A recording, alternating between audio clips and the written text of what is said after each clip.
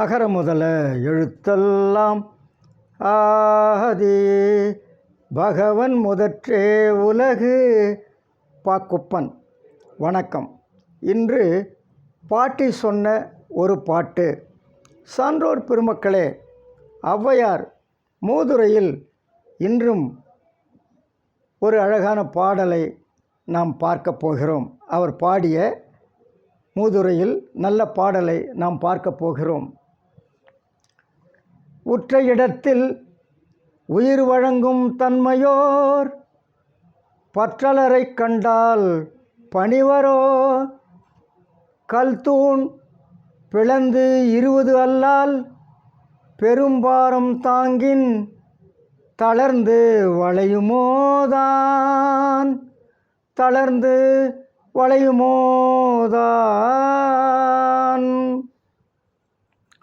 என்ன இதன் பொருளா? மானம் உடையவர்கள் எப்படிப்பட்டவர்கள்னு சொல்கிறான். மானம் உடையவர்களின் தன்மை என்ன என்பதுதான் ஔவையார் இங்கு அழகாக எடுத்து சொல்லுகிறார். கருங்கல் தூணாக இருந்த போதிலும் அதிக எடையுள்ள பொருளை நாம் வைத்தால் அது தாங்காமல் முறிந்து உடைந்து போகுமே தவிர நெகிழ்ந்து வளையாது.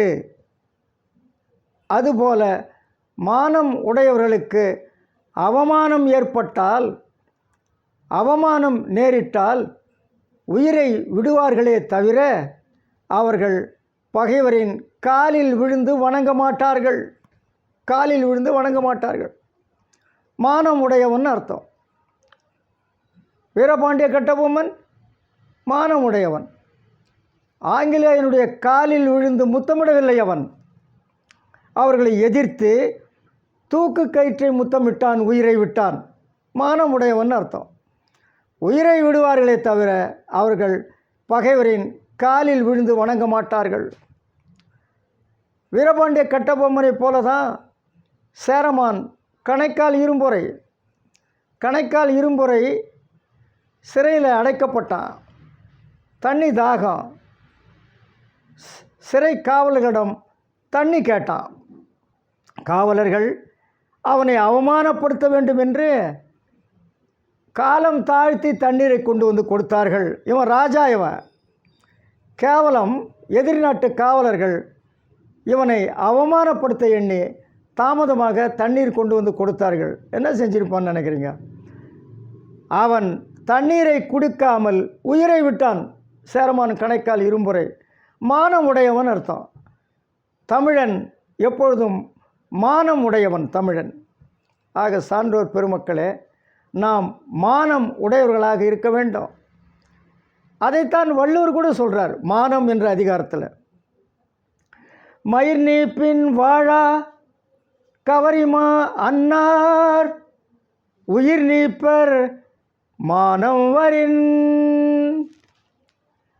கவரிமான் தன் உடம்பில் மயிர் உதிர்ந்து போனால் அது உயிரை விட்டு விடுமா. அதுபோல மானம் உடையவர்களுக்கு அவர்களுக்கு மானத்திற்கு அழிவு நேரிடுமேயானால், அவமானம் ஏற்படுமேயானால் மானமுடையவர்கள் உயிரை விட்டு விடுவார்கள். உயிரை விட்டு விடுவார்கள்.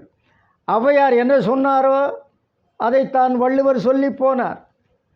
வள்ளுவர் என்ன சொன்னாரோ அதைத்தான் ஔவையாரும் சொன்னார். ஆக சான்றோர் பெருமக்களே, நாம் மானம் உடையவர்களாக வாழ வேண்டும். வாய்ப்புக்கு நன்றி. வணக்கம்.